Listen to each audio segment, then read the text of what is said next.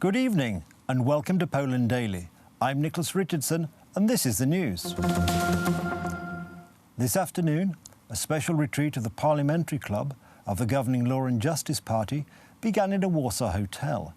The matters to be discussed include, among others, the strategy of the United Right-Wing Group for the upcoming parliamentary elections. What can we expect from Law and Justice's campaign this autumn? From the same, Alexander Zajecka has more. This will be the strategic consultation before very important elections. This is how the Law and Justice Party politicians describe today's meeting before boarding the MP's bus. The program includes a summary of the winning European parliamentary elections and drafting the program for the next one, the elections to the Polish Parliament's lower and upper houses, the Sejm and the Senate. The election campaign managers will be Beata Szydło and Joachim Brudziński, very strong personalities in the party. Most efforts will be focused on the continuation of the changes already being implemented, and the stress will be on new proposals to aid small and medium-sized businesses in their contribution to the country's economy. The opposition also is drafting its program. Solid planning is a good attribute for a politician. We are proposing just that. We will announce in July what exactly we want to achieve in the next 4 years in order to continue the dynamic economic growth of our country, as in the recent projection of 4.2% growth in Poland's GDP.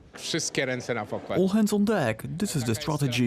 The win in the EU elections gave us a good push forward, but we know that we cannot just rest on our laurels. We have to work hard to earn the trust of our voters. I also think that our bosses will motivate us too. The matters of freedom, public safety and the number of vacancies in the police force are our major concerns. Other problems like the healthcare system's problems, the same in the education system and also in infrastructure development, these are the problems for Poles. After a short break to catch breath, the parties are entering a new election campaign. The common saying among MPs is no rest, start the hard work. Both major parties, Law and Justice and Civic Platform, are announcing their conventions for July, where they will outline their programs for Poland in the next 4 years of the new parliamentary term. The President of Poland, Andrzej Duda, has visited Houston, where he met the mayor of the city and members of the local Polish community. During his speech, the President touched on a number of subjects, including the abolition of the requirement for Polish citizens to obtain visas to enter the United States. Mam nadzieję, że jeszcze ten ostatni element, który dzieli nas pomiędzy Stanami I hope that visas, which are the last element that divides the United States and Poland, and which Polish citizens have to obtain constantly in order to go to the US, will be abolished by the administration of the US President Donald Trump. I really hope that it's going to happen. Wierzę w to głęboko.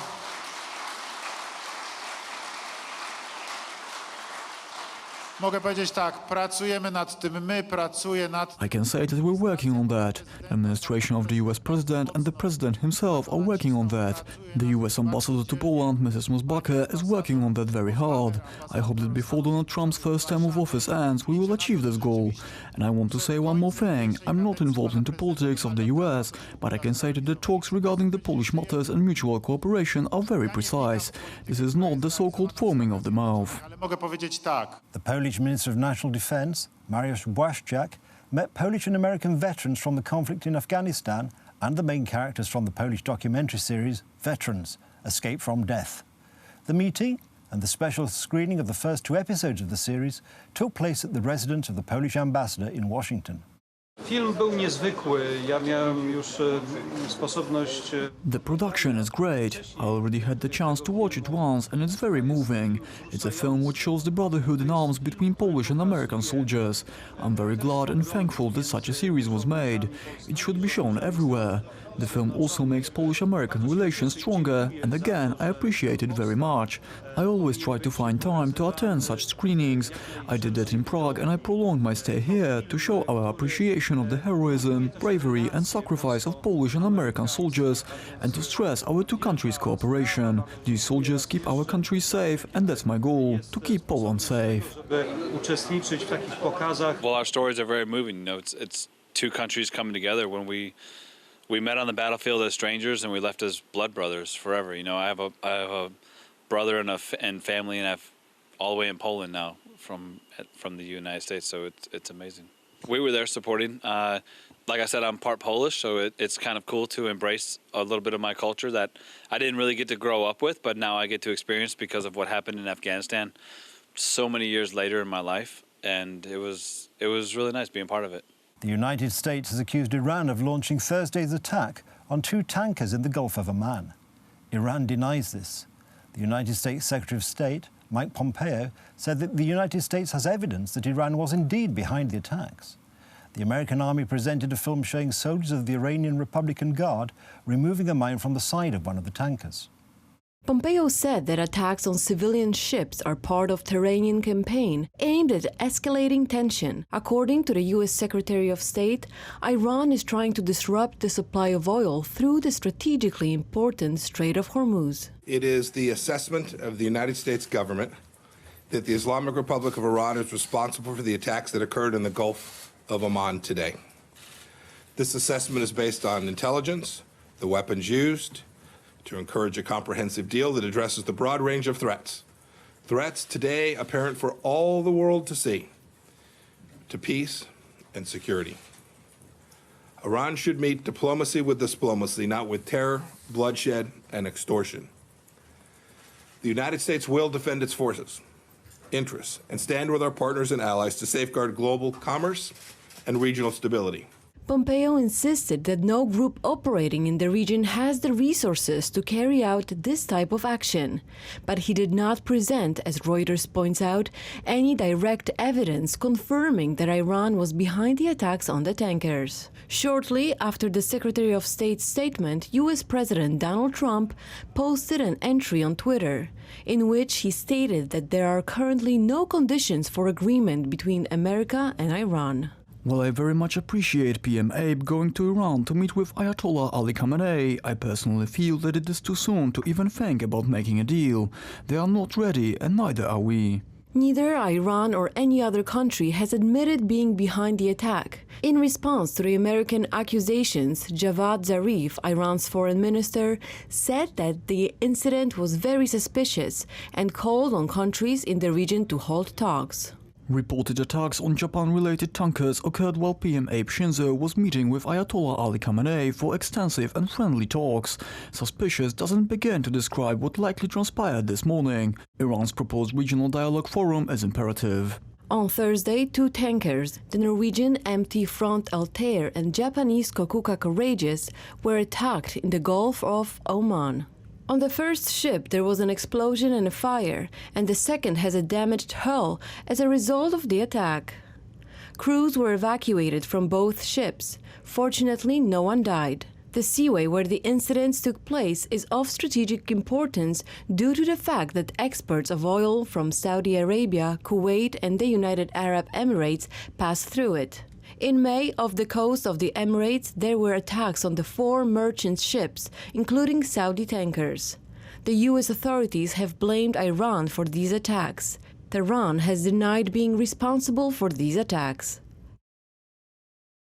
That's the news. Thank you for watching. Stay with us for the weather, Poland Daily Business, and more programs. But from me, it's have a good night and a better tomorrow.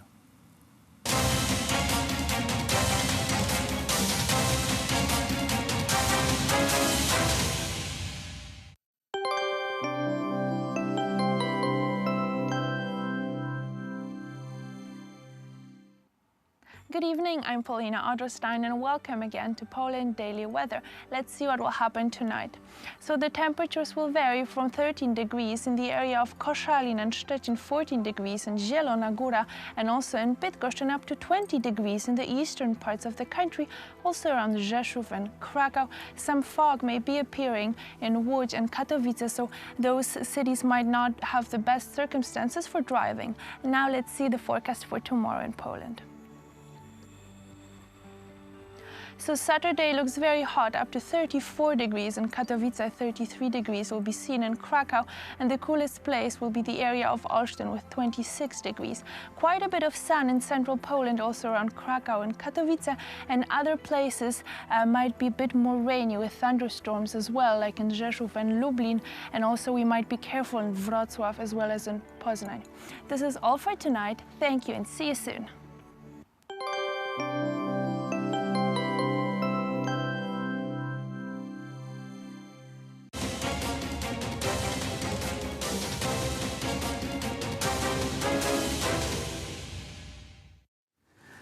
Poland Daily Business Edition. Tonight we will talk about the visit of President Andrzej Duda in the United States and economical consequences of it. Our guest is Professor Zbigniew Krysiak, Warsaw School of Economics and Institute of Schumann Thought. Sir, welcome to the show. Yeah, nice to be here. Thank you very much. The pictures that are coming from the United States are upbringing, to say at least. We see the President of Poland talking on the same level with the President of the United States, and Poland mentioned very favorably, at least in the official Washington or White House documents.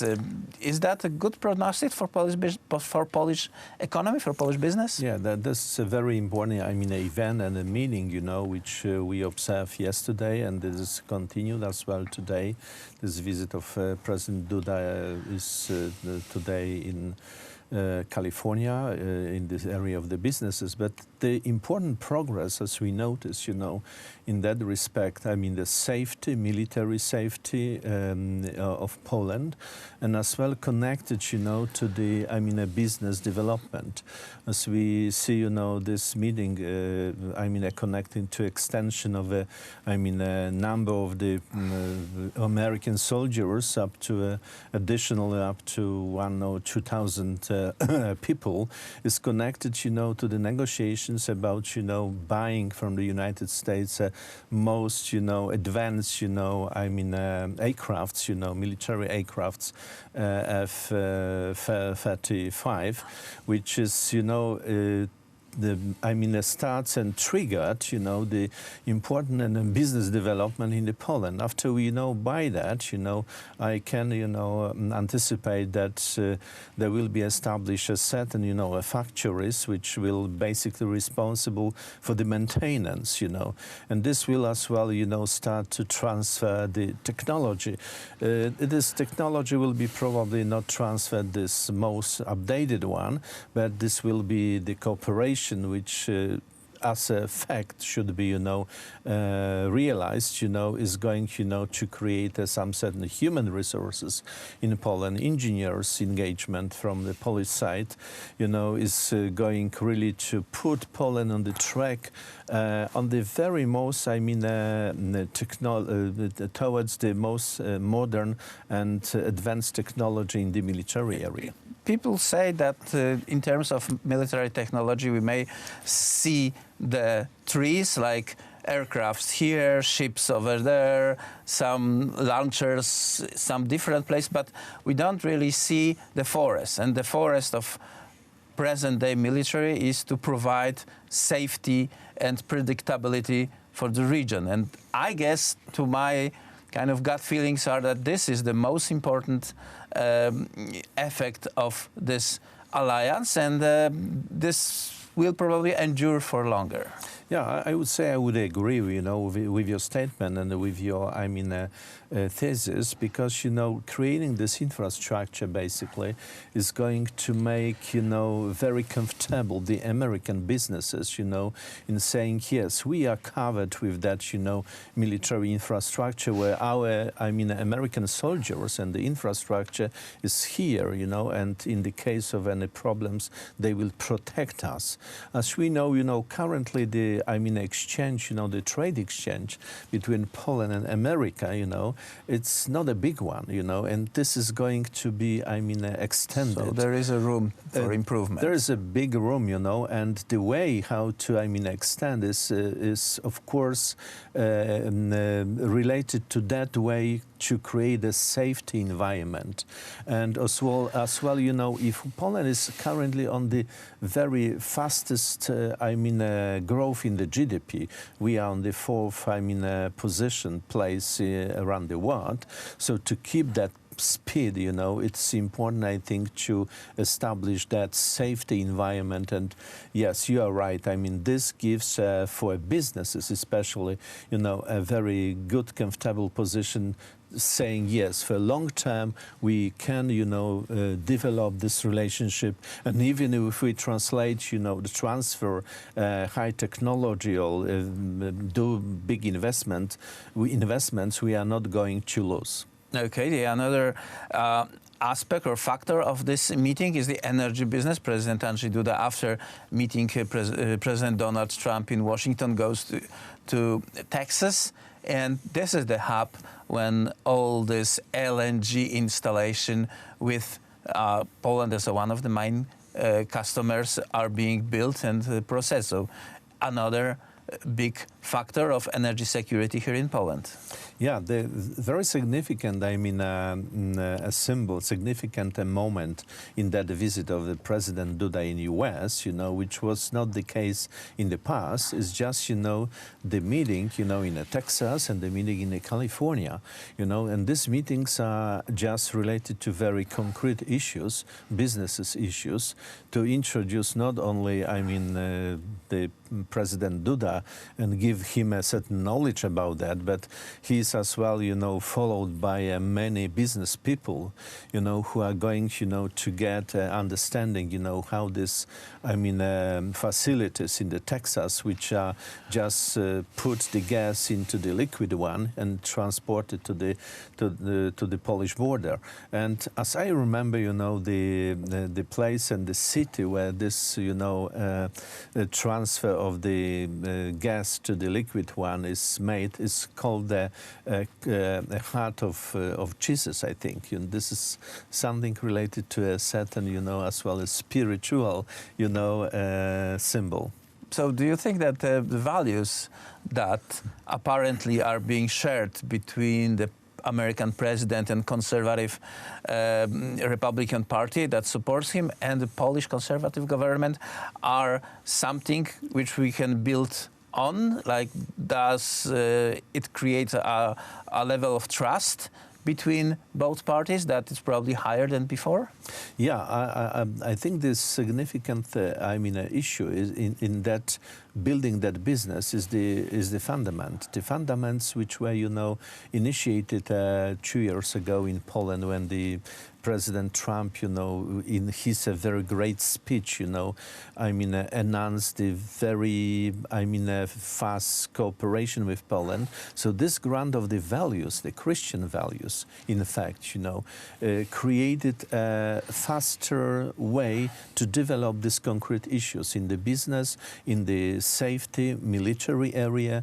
So it's, again, you know, this proves, you know, that if we are, I mean, looking around the Europe and we are saying we call for coming back to the Schuman Europe, to the Christian values, this, I mean, relationship between the U.S. confirms, you know, that the values are giving as well the better and the higher efficiency and better development for the businesses and the economy as well. So the only thing we wait for is to check whether these promises will be realized, sir. Yes. Thank you very much for this conversation. Professor Zbigniew Krysiak, Warsaw Institute of Economics, Warsaw University of Economics. And słuchajcie, jeszcze raz to zakończę, przepraszam bardzo. Warsaw School of Economics. Coś mi się zaplątało. To jeszcze raz, uwaga. Sir, thank you very much for participating in this show. Thanks a lot. Professor Zbigniew Krysiak, Warsaw School of Economics and Institute of Schuman Thought was our guest tonight, and that was it for Poland Daily Business.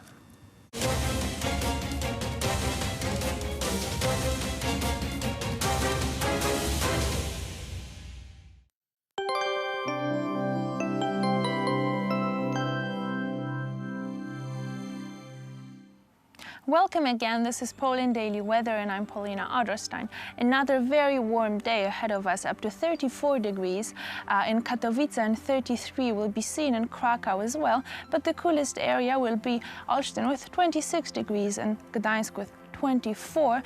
Very sunny in central Poland, also around Białystok and in the southern parts of the country, and a bit more rainy will be around Rzeszów and Lublin, also in Lower Silesia and Szczecin and Bydgoszcz will see some thunderstorms even tomorrow. Now let's see the situation in Europe for tomorrow.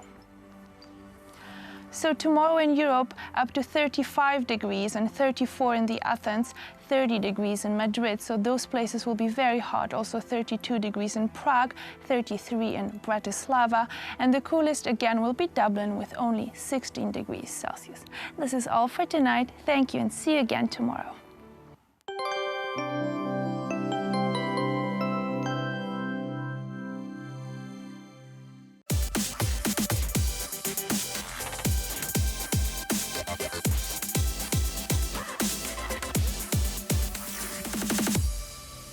Welcome to Poland Daily Culture. I'm Paulina Otterstein, and my guest today is William Richardson.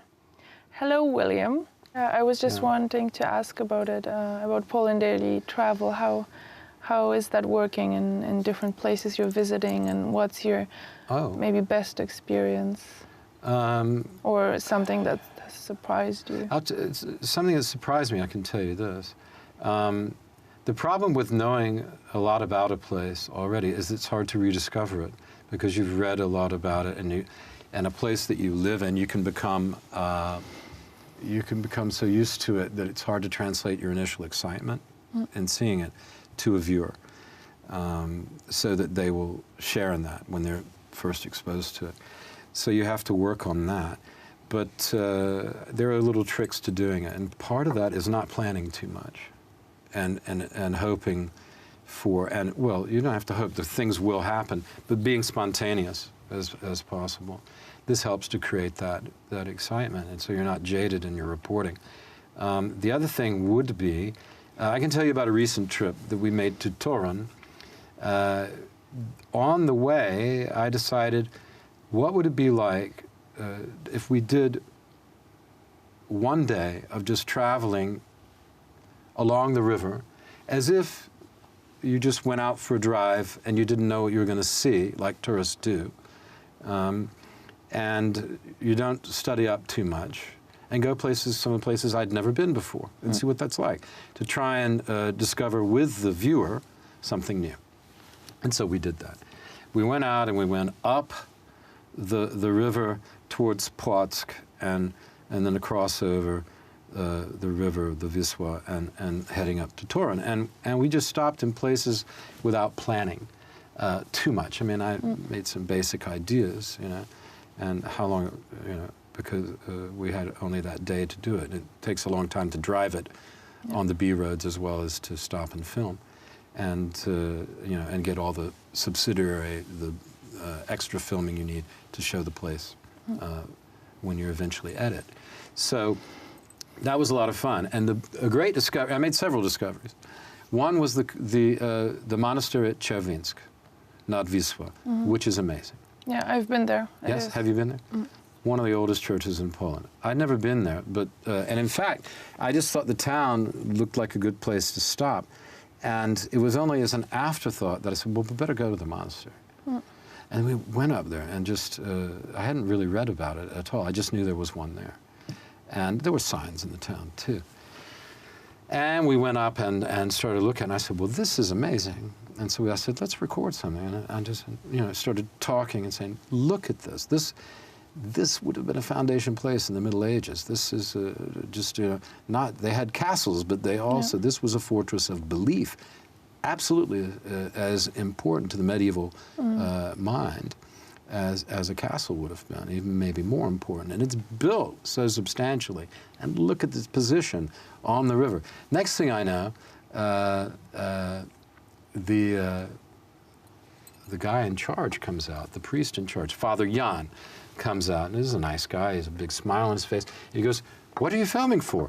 He said, well, we're filming for this thing, the Poland Daily, and we're promoting Poland for people in the world. And he said, oh, my goodness, okay. You cannot leave.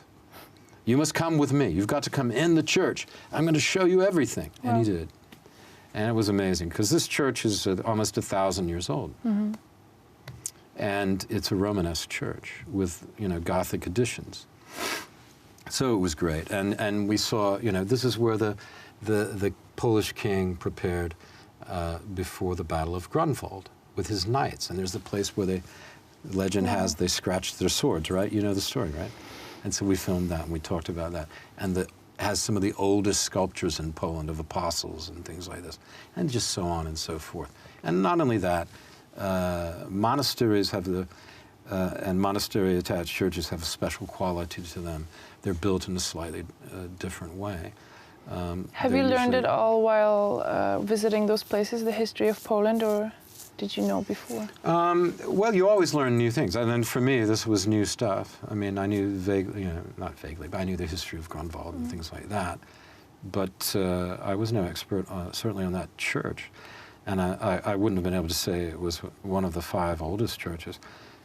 But it was apparent it was very old. Yeah, anyway, it is old. Yeah. Especially when Father Jan finished with us and his tour. So that was a great discovery. That's the kind of thing. It's like one time I went to Landskrona. I haven't filmed there yet. But I just wanted to go there because it figured very much in the Confederation of the Bar Wars, which featured General Pulaski, who of course was a big hero in the South, where I'm from in the United States, during our revolution. And he was a great cavalry officer who taught, Pulaski was, who taught, or Puławski in Polish, Pulaski in American, who taught the Americans how to have cavalry under George Washington. So I went to Landskrona and just stopped off there, and pretty soon I got talking to one person, and then another person, and then this sort of pensioner came by, and he said, "Oh, what are you doing here?" And in Polish, and we started talking. And he says, "Oh, would you like to come and see my house? I have some amazing, stuff." It was just some guy. And we went and looked in his house, and he had some geese in the back, and he made some coffee. And it was just a peasant guy, but he lived right on the square, and he knew a huge amount about the history of the town, because he'd lived there all his life and never been anywhere but there.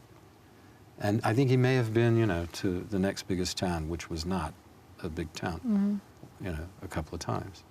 So these are kind of discoveries that you make spontaneously. The highlights of the trip. Yeah. But anyway, on this trip up the Wiesel, we stopped there, and then we went to the big forest, and then, just stopping when we found places that looked film-worthy. Is that a word? Looked like that we film-worthy, yeah. Film-worthy, okay. That looked like we should film. And we just did several stops, and ended up in Czechocinek, which is an amazing place, a spa, God's waiting room, they call it. Spa is putting it in a nice way, I think. Yeah, well, I mean, this is where it's kind of like a version of a compacted version of Florida, which they call God's waiting room in the United States, and where you just have an amazing amount of pensioners walking about drinking water, and listening to, dancing together to some nice disco polo and things like this. A lot of retired people go there. A lot, yeah. I mean, it seemed to be almost... Maybe Germans as well. There could be, yeah. I didn't know to make the distinction, but certainly there were a lot of Polish ones. And it's a very nicely laid out place. It's kind of surreal. And I thought, boy, it'd be great to make a documentary here.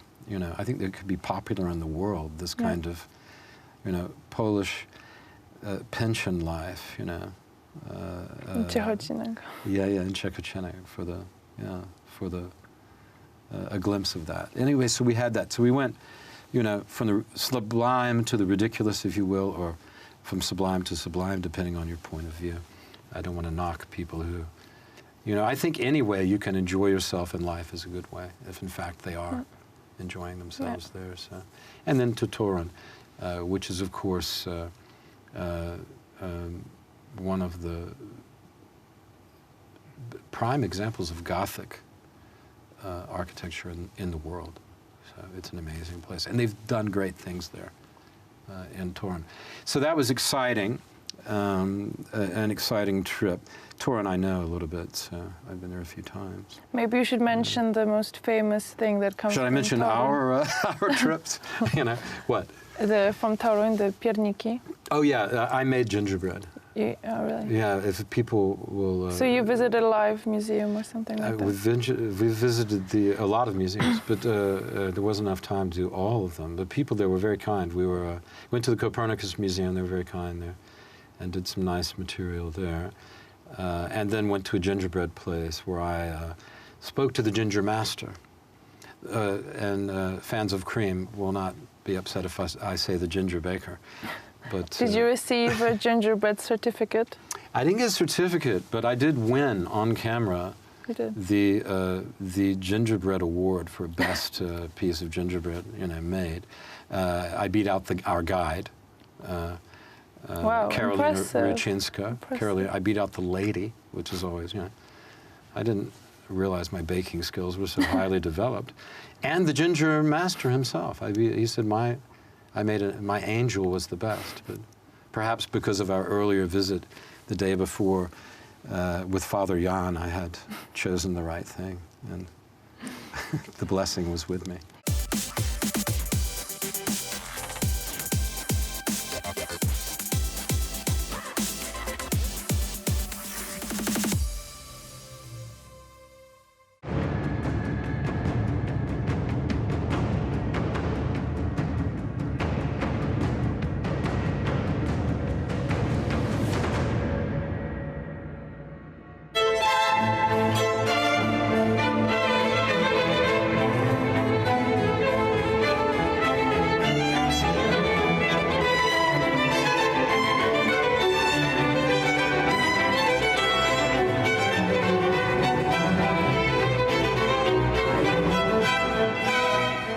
The rich history of this place owes much to its geographical location. Located in the borderlands, the gateway from the Carpathian Mountains to the lowland plains, on the navigable Sand River, which of course created great trade opportunities. And that is why this town, Przemyśl, grew up. I'm standing here in the market square in Przemyśl at the beginning of our journey, a journey through history which takes us from the end of the Roman Empire to the end of the Second World War, a rich history of people, of buildings, of institutions. Join me on Poland Daily History as we see Przemyśl above ground and below ground.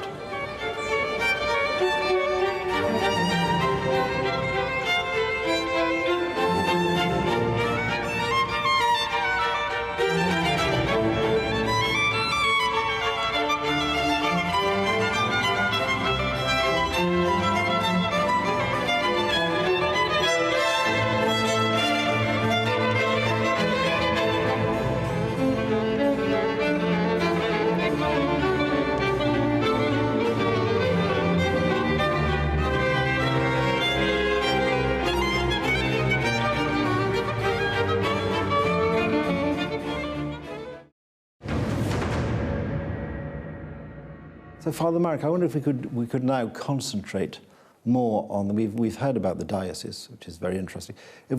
Since we're sitting here in the crypt of the cathedral, if we could just discuss a bit more about the sort of buildings and the building of this cathedral.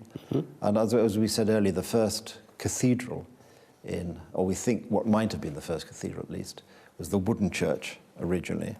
And then, I think you were telling me earlier about the discovery at the beginning of this century of the rotunda, mm-hmm. The foundations of which we can see in the corner, just out of camera shot probably. And we think that may have been the first cathedral, the sort of stone cathedral, the rotunda. Yeah, it could be. We think so. But we're not quite sure. I think our state of knowledge is not quite sure. And then this cathedral, the actual building we're sitting in now, which of course above ground is this great Gothic cathedral. This started life in the 16th century? In the 15th century. 15th century. 1460, it was the beginning of the building this Gothic cathedral. Right. And does much of the Gothic cathedral still exist in terms of, can we see much of of the original sort of 15th century? In this building? Construction, does much of it still remain? Yeah, a presbytery is still in Gothic shape, okay, with a Gothic vault. Yes, the Gothic vaults, yes. Gothic vault. And the other parts are from Baroque period. The Baroque period, right. The church was built, it started in the 15th century, and then what would you say were the major stages of development of the cathedral? Mm-hmm.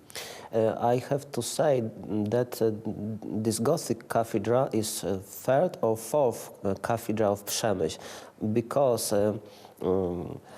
wooden church of St. Peter's and rotunda of St. Nicholas, it was the first and second one, and the first one was on a castle hill.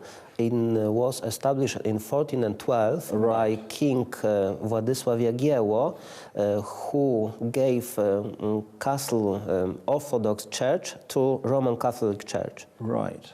Okay. So this in fact could probably be the building now could probably even be the fourth cathedral. Yeah. This one. That's excellent. And so this started in the 15th century. The building. And could you just remind us of the various stages that this building has gone through? So it was started in the 15th century. Then what happened? Yeah, the beginning was in 1460. In 1495 was the big fire in this cathedral, which destroyed a roof. Right. And the next, after rebuilding, it was finished about 1559. So it could about 100 of years to build this cathedral. Okay. And then from 1559, what was the next major development in the cathedral, in the structure, to get to the structure we see today?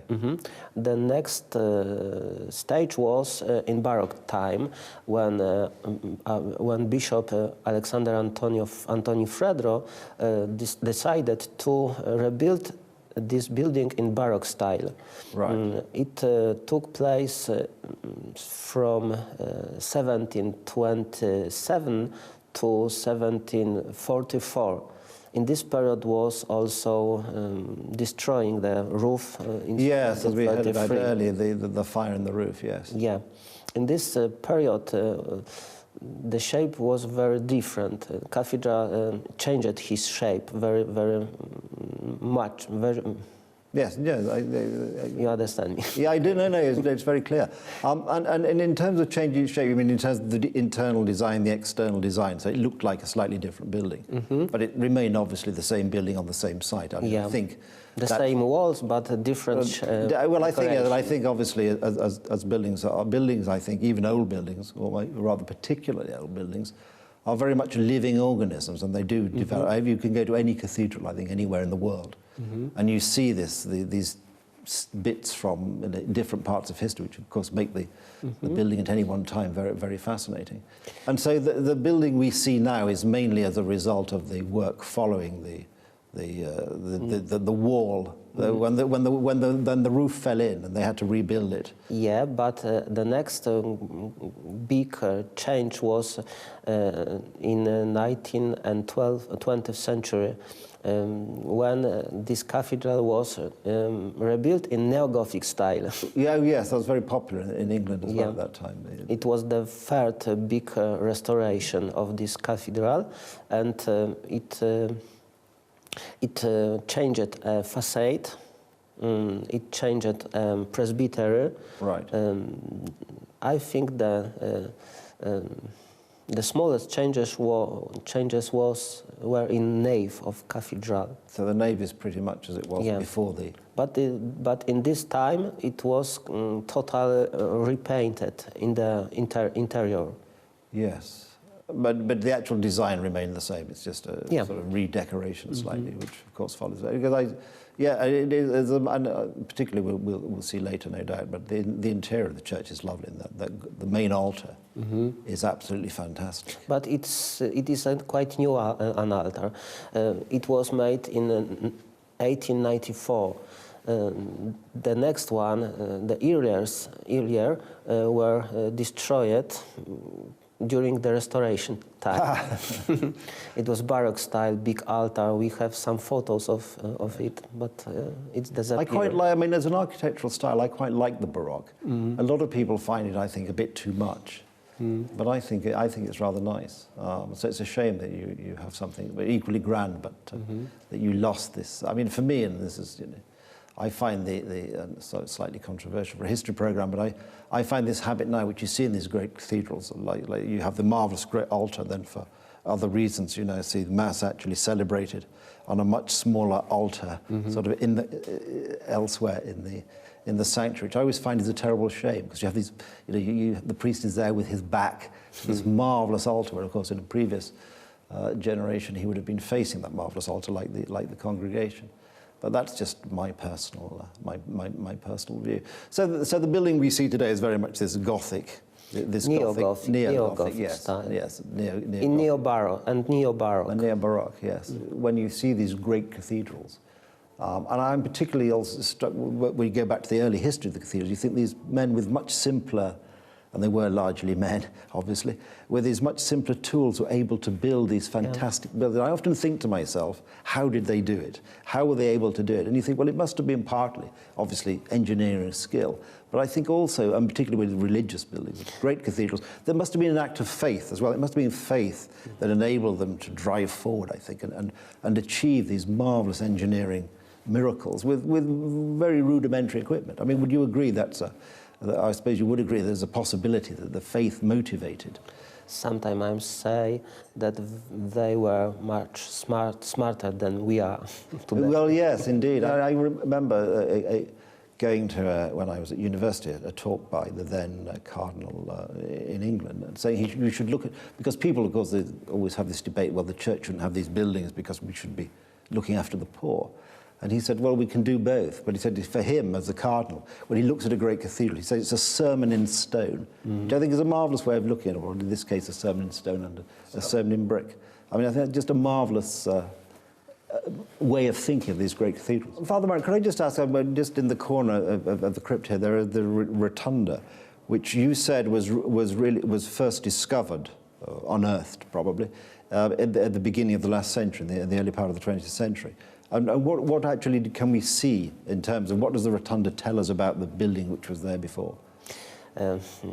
This is one of the oldest churches in Przemyśl from 12th or 13th century, which next was demolished to make a place for Gothic-style cathedral. Right. And originally it is under presbyterium of contemporary cathedral. And we say that it could be our early cathedral. Right. It is St. Nicholas Church. We also found one of capital from column in a Romanesque form. Ah, right, okay. Yeah, and this tell us that it could be with ambitus. Yes, and the circular form. That's interesting. This is marvellous when you and this is all because I think this is sort of causes to slightly rethink our understanding of how the cathedrals here developed, because we thought that we had the original wooden cathedral, and we had sort of this building on this site, and this sort of means that we may have had this rotunda, may have had this sort of intermediate, this second cathedral. So this may well be our third cathedral here in. Also, we can say nowadays in the walls, outside walls of cathedral, some stones which are originally from rotunda or from castle church. Yes, well, that's a great thing, which of course always has happened. That when anything has been rebuilt, the builders look around as they do and scavenge the stones from wherever they can find them. So you find odd things, and that's again, I think, contributing to the history of the. Also, in these crypts, you can find some stones from earlier times. I can show it.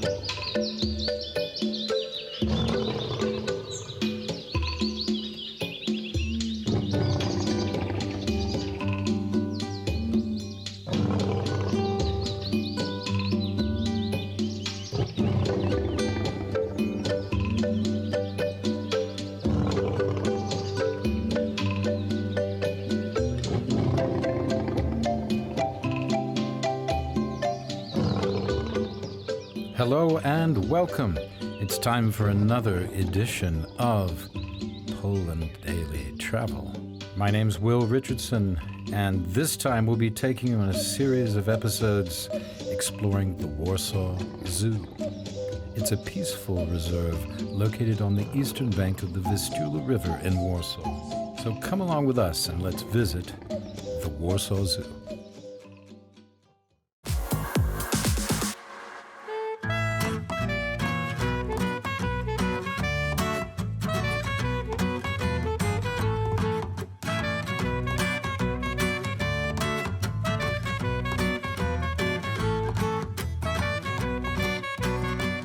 The feeling reminds me of the Anne Frank house. Exactly. In Amsterdam. So you can really feel it. Yeah, I feel the atmosphere, you know. I Exactly. remember, well, if you can remember what that movie's like, folks, then you can have some idea of what it was like for these people. And we're standing here, right in this place, where something actually miraculous. It's a sort of smaller Schindler's List. It's kind of like the claustrophobia of the Anne Frank story. And that's right here, in the middle of a zoo. They're hiding somewhat in plain sight, because this is the director of the zoo, so it's not some obscure house. Jan Żabinski, as we said, and his wife were basically running the zoo. And in the very same moment, Antonina, she was pregnant, and their daughter Tereska was born in 1944. So it was all happening in this very moment. And there is quotation of Jan Żabinski provided in Yad Vashem Museum that was established in Jerusalem in 1965, the year, the date when it was provided over there, that he just wanted to help people, not because they were Jewish, but because they were persecuted. And he's saying over there in Yad Vashem Museum that it's a man's thing to help people who were persecuted. And if these were Germans who would be persecuted, he would help Germans. And that was just something that he knew he had to do, help people who were persecuted at that time, so Jewish people who were persecuted. It's also, there's an irony, which many of you have already gotten, I'm sure. They're zookeepers taking care of animals. They've also become human keepers, or what, a keeper of human beings.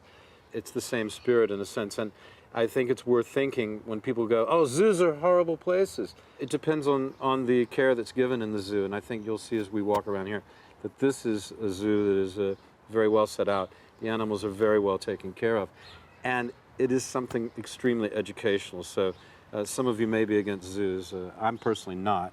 I think there's a place for them. The people who started this zoo were actually huge humanitarians and friends of nature. The interesting thing to see, though, now would be if we go right around the corner. Don't say. We'll go right around the corner, and we'll show you where they used to end up when they would go out and hide from these patrols. Okay, Poland Daily Travel. We'll just tack this on to the end of this program. Okay, come on, we're going to walk around the corner.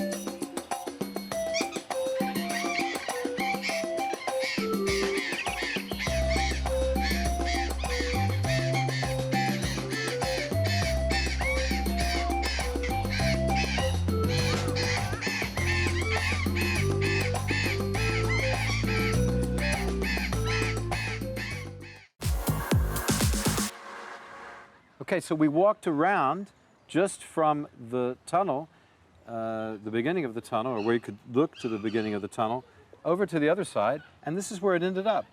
And this here is a cage full of parrots. And isn't that the way it was at the same time? That's exactly how it was. So we can see They haven't changed it. Yeah. exterior area Yeah. where everyone could be seen, of course. Yeah. But then inside there is a little space covered where people could hide, so they couldn't be seen by soldiers coming, visiting, controlling Yeah. this area. So the parrots actually kept quiet. I don't think these are talking parrots. I haven't heard them say anything. But the parrots kept quiet, and people were able to hide here. And I think that's... I'm doing it again. As soon as I said they kept quiet, they're arguing. They're arguing with us. How about that? Isn't that amazing? Once Okay. you stop the rain, now you make the parrots talk, The so parrots that's are a talking. thing. Well, I just think that they are agreeing with what we just said for their ancestors. Let's just leave it at that. Poland Daily Travel. We're here at the Warsaw Zoo at the zookeeper's wife's house, if you saw the movie. Back with more from inside the house.